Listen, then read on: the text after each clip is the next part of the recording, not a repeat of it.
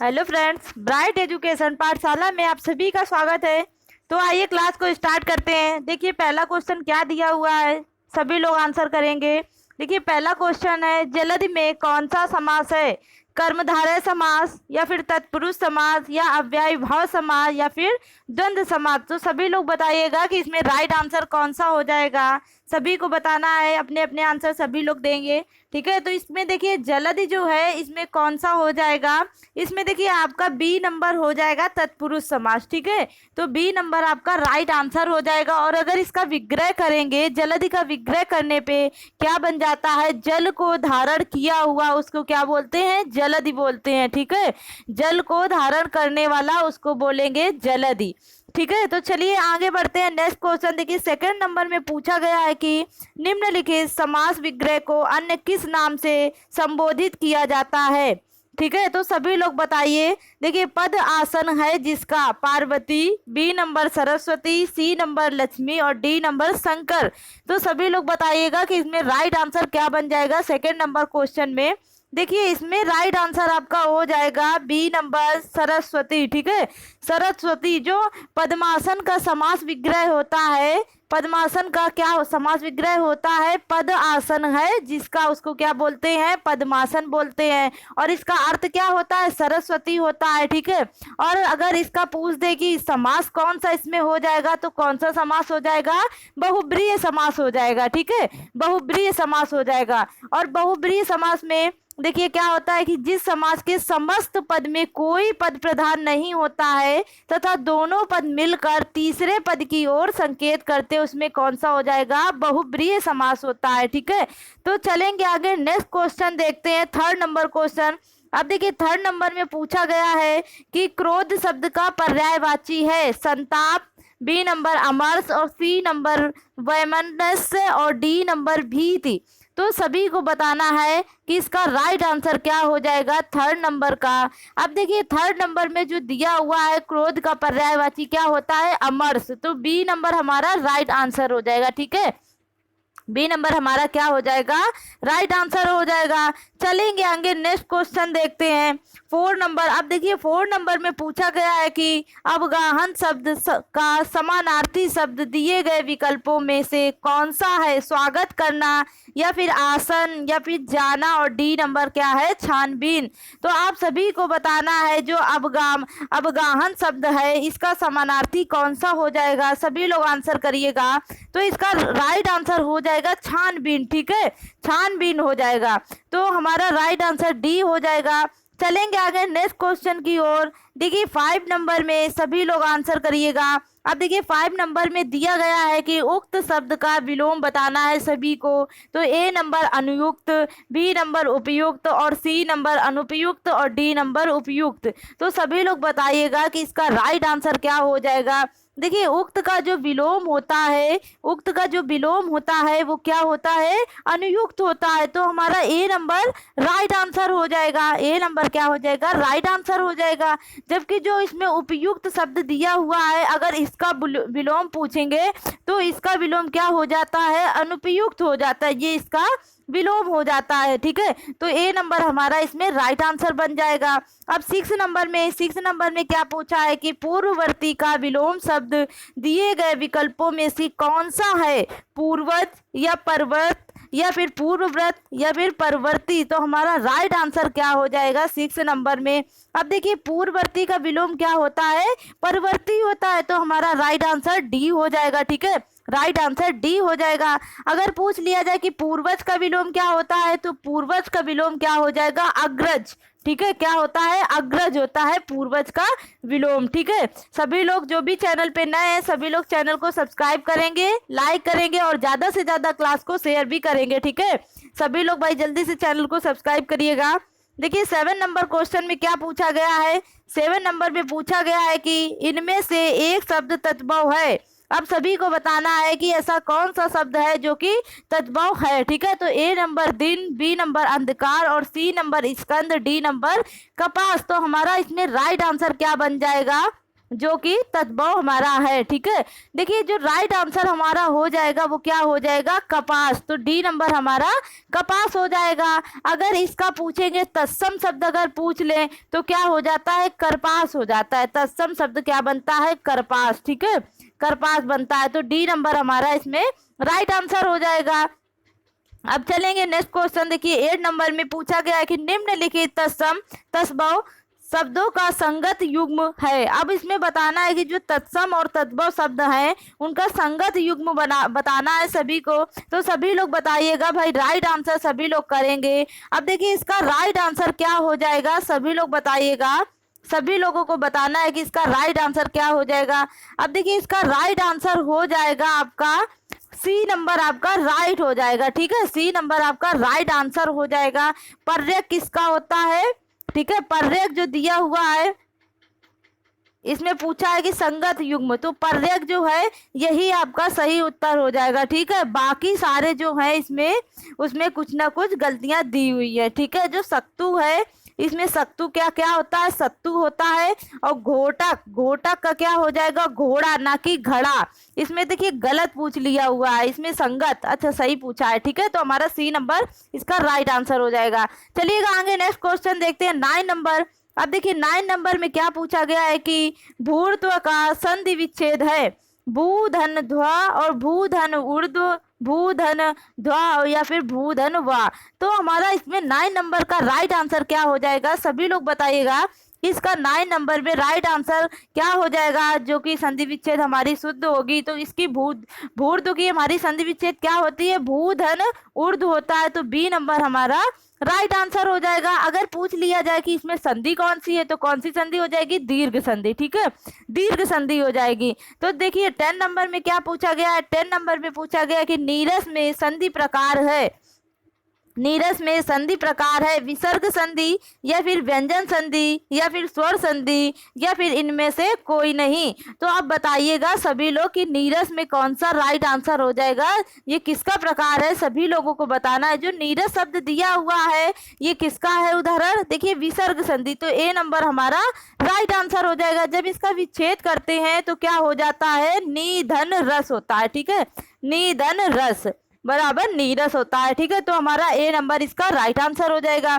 चलेंगे आगे next question की ओर। अब देखिए नेक्स्ट क्वेश्चन 11 नंबर में क्या पूछा गया है। 11 नंबर में पूछा गया है जिसकी पूर्व से कोई आशा ना हो वाक्यांश के लिए उपयुक्त शब्द होगा प्रत्याशित, अप्रत्याशित या फिर अप्रत्याशित या फिर अप्रत्याशित। तो सभी लोगों को बताना है कि इसका राइट आंसर 11 नंबर में क्या हो जाएगा, कौन सा हमारा शुद्ध हो जाएगा।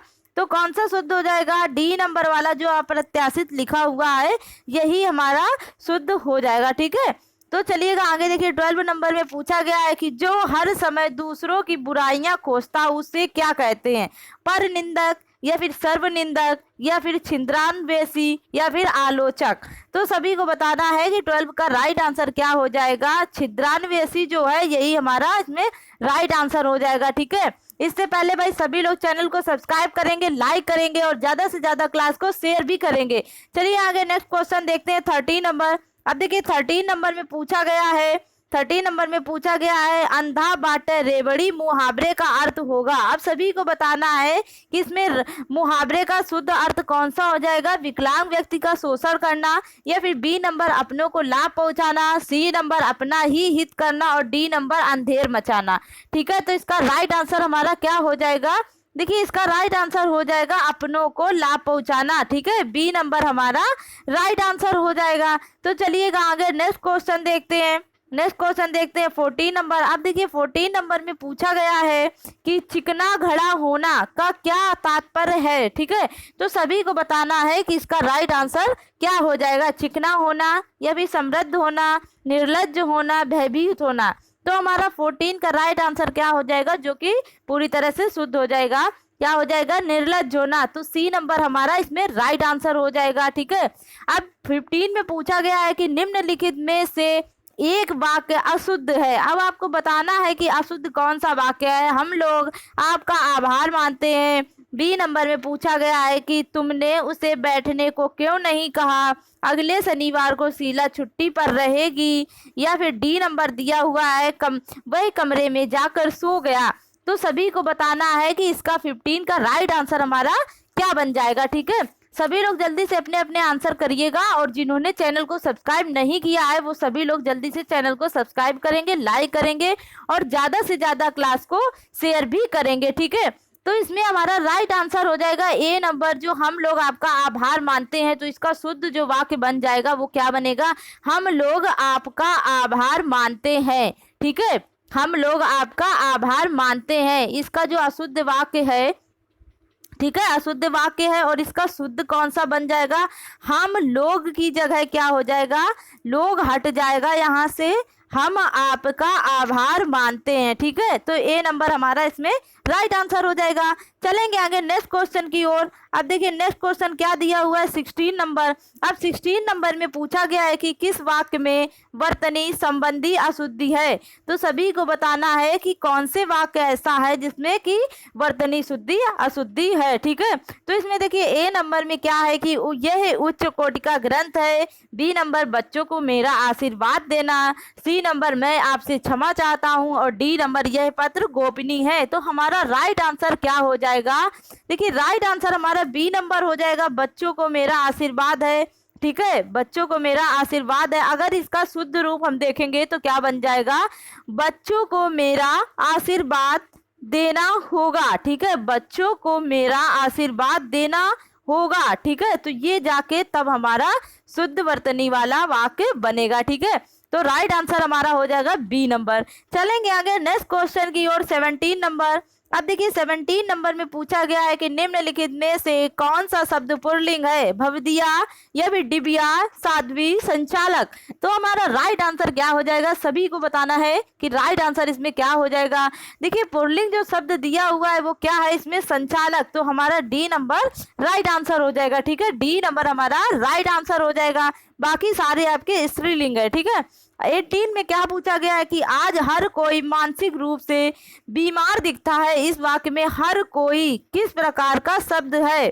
ठीक है, सदैव बहुवचन या फिर एक वचन या फिर बहुवचन या फिर सदैव एक वचन। तो हमारा इसमें राइट आंसर क्या हो जाएगा, जो हर कोई शब्द है ये सदैव कैसा दिखता है, एक वचन। ठीक है, एक वचन। तो हमारा राइट आंसर हो जाएगा डी नंबर हो जाएगा। चलेंगे आगे नेक्स्ट क्वेश्चन की ओर, 19 नंबर देखेंगे। अब देखिए 19 नंबर में पूछा गया है कि मैं प्रतिदिन दूध पीता हूँ। वाक्य में रेखांकित पद में कारक है, करण कारक है या फिर कर्म कारक है, संप्रदान कारक है या फिर संबंध कारक है। तो सभी को बताना है कि राइट आंसर इसमें क्या हो जाएगा। और जो भी मित्र अभी तक चैनल को सब्सक्राइब नहीं किया है वो सभी लोग चैनल को सब्सक्राइब करें, लाइक करें और ज़्यादा से ज़्यादा क्लास को शेयर करें। तो 19 नंबर का हमारा राइट आंसर क्या बन जाएगा, बी नंबर इसमें राइट आंसर हो जाएगा, जो कि इस वाक्य में रेखांकित पद में कारक का प्रयोग हुआ है। ठीक है, तो हमारा राइट आंसर हो जाएगा कर्म कारक। ठीक है, कर्म कारक दूध में। ठीक है, दूध में जो है ये हमारा कर्म कारक है। ठीक है, कर्म कारक है। चलेंगे आगे नेक्स्ट क्वेश्चन देखते हैं 20 नंबर। अब 20 नंबर में देखिएगा कि क्या दिया हुआ है कि निम्नलिखित में से कौन सी वर्तनी शुद्ध है। देखिए अछूत की जो शुद्ध वर्तनी पूछी गई है सभी लोग बताइएगा। बी नंबर में सभी लोग बताएंगे 20 नंबर में। अब देखिए 20 नंबर में जो शुद्ध वर्तनी वाला शब्द है वो कौन सा है हमारा, सभी को बताना है। देखिए ए नंबर जो दिया हुआ है अछूत, यही हमारा शुद्ध वर्तनी वाला शब्द बन जाएगा। तो हमारा राइट आंसर ए नंबर हो जाएगा। ठीक है, चलेंगे आगे नेक्स्ट क्वेश्चन की ओर 21 नंबर। अब 21 नंबर में पूछा गया है कि इन नामों में किसकी वर्तनी अशुद्ध है, मैथिली सरल गुप्त की या फिर सच्चिदानंद या फिर मांडवी या फिर राहुल संकृत्यायन। ठीक है, तो बताइएगा कि किसकी वर्तनी अशुद्ध है इन नामों में। ठीक है, तो सभी लोग बताइएगा कि राइट आंसर इसमें क्या हो जाएगा। अब जो देखिए ए नंबर हमारा राइट आंसर हो जाएगा मैथिली सरल गुप्त। ठीक है, मैथिली सरल जो गुप्त है इसमें क्या हमारा अशुद्ध दिया हुआ है, जो था है इसमें छोटी की मात्रा नहीं दर्शाई गई है, यही हमारा इसी कारण से अशुद्ध था। जब इसमें मात्रा लग जाएगी तो हमारा शुद्ध वर्तनी वाला शब्द बन जाएगा। ठीक है, देखिए 22 नंबर में क्या है कि निम्नलिखित में से कौन सा शब्द गो का अर्थ नहीं है, गाय, नदी, इंद्रिय, गज। तो सभी को बताना है, मोस्टली सभी को पता होगा, बहुत इजी क्वेश्चन है। इसका राइट आंसर क्या हो जाएगा, देखिए गज जो है यही हमारा इसमें राइट आंसर हो जाएगा। ठीक है, गज जो दिया हुआ है यही हमारा राइट आंसर हो जाएगा। चलेंगे आगे नेक्स्ट क्वेश्चन की ओर। देखिए इसमें क्या है, गद्यांश दिया हुआ है। ठीक है, गद्यांश को पढ़ेंगे और जो भी इससे रिलेटेड क्वेश्चन होंगे उनको करने का प्रयास करेंगे। ठीक है, निर्देश दिए गए निम्नलिखित गद्यांश के आधार पर प्रश्नों के उत्तर दीजिए। ठीक है, चलिए सभी लोग पढ़िएगा ध्यान से और सभी लोग आंसर करते रहेंगे। ठीक है, इसमें क्या है कि भारतीय दर्शन सिखाता है कि जीवन का एक आशय और लक्ष्य है। आशय की खोज हमारा दायित्व है और अंत में उस लक्ष्य को प्राप्त कर लेना हमारा विशेषाधिकार है। ठीक है, इस प्रकार दर्शन जो कि आशय को उद्घाटित करने की कोशिश करता है और जहां तक उसे इनमें सफलता मिलती है वह इस लक्ष्य तक अग्रसर होने की प्रक्रिया है। कुल मिलाकर आखिर यह लक्ष्य क्या है? इस अर्थ में यथार्थ की प्राप्ति वह है जिसमें पा लेना केवल जानना नहीं बल्कि उसी का अंश हो जाना है। इस उपलब्धि में बाधा क्या है? बाधाएं कई हैं पर इनमें प्रमुख है अज्ञान, अशिक्षित आत्मा नहीं है, यहाँ तक कि यथार्थ संसार भी नहीं है। यह दर्शन ही है जो उसे शिक्षित करता है और अपनी शिक्षा से उसे उस अज्ञान से मुक्ति दिलाता है जो यथार्थ दर्शन नहीं होने देता। इस प्रकार एक दार्शनिक होना एक बौद्धिक अनुगमन करना नहीं बल्कि एक शक्तिप्रद अनुशासन पर चलना है, क्योंकि सत्य की खोज में लगे हुए सभी दार्शनिक को अपने जीवन को इस प्रकार आचरित करना पड़ता है ताकि उस यथार्थ से एकाएक हो जाए जिसे वह खोज रहा है। वास्तव में यह जीवन एकमात्र सही मार्ग है और सभी दार्शनिकों को इसका पालन करना होता है, और दार्शनिक ही नहीं बल्कि सभी मनुष्यों को, क्योंकि सभी मनुष्यों के दायित्व और नियति एक ही है। ठीक है, तो हम लोगों ने सभी लोगों ने गद्यांश को अच्छे से पढ़ लिया है। अब इससे रिलेटेड क्वेश्चन करेंगे और सभी लोग राइट आंसर करेंगे। ठीक है, और जो भी मित्र चैनल को सब्सक्राइब नहीं किया है वो सभी लोग चैनल को सब्सक्राइब कर लेंगे, लाइक कर देंगे और ज़्यादा से ज़्यादा क्लास को शेयर करेंगे। अब देखिए 23 में दिया हुआ है कि उपरोक्त गद्यांश का समुचित शीर्षक चुनिए। अब आपको बताना है कि इसका राइट आंसर क्या हो जाएगा, जीवन का एक आशय है या फिर मनुष्य की नियति, या सी नंबर पूछा गया है कि भारतीय दर्शन और जीवन, और डी नंबर है अज्ञान से मुक्ति। तो हमारा राइट आंसर इसमें क्या बन जाएगा सभी को बताना है। देखिए राइट आंसर हमारा क्या हो जाएगा, भारतीय दर्शन और जीवन। ठीक है, तो यही हमारा राइट आंसर हो जाएगा। अब 24 नंबर में क्या है कि उपरोक्त गद्यांश का संक्षेपण कीजिए। तो ए नंबर क्या दिया हुआ है कि दर्शन जीवन का एकमात्र सही मार्ग है और सभी दार्शनिकों को इसका पालन करना होता है, और दार्शनिक ही नहीं बल्कि सभी मनुष्यों को, क्योंकि सभी मनुष्यों के दायित्व और नियति एक ही है।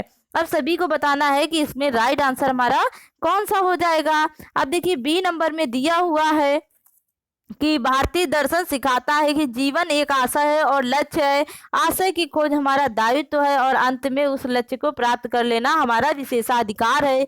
और सी नंबर में दिया गया है कि दर्शन जो कि आशय को उद्घाटित करने की कोशिश करता है और जहां तक उसे इसमें सफलता मिलती है वह इस लक्ष्य तक अग्रसर होने की प्रक्रिया है। और डी नंबर क्या है, भारतीय दर्शन जीवन के लक्ष्य की खोज करके उसे पाने की प्रक्रिया भी बताता है। लक्ष्य को पा लेना उसे केवल जानना नहीं है बल्कि उसका अंश हो जाना है। इस उपलब्धि में प्रमुख बाधा है अज्ञान, जिसे दर्शन की दूर कर सकता है। इस प्रकार दार्शनिक को स्वयं अनुशासित होना पड़ता है ताकि वह यथार्थ को एकाकार हो जाए। इसी नाते अनुशासित आचरण का पालन सभी मनुष्यों को करना होता है।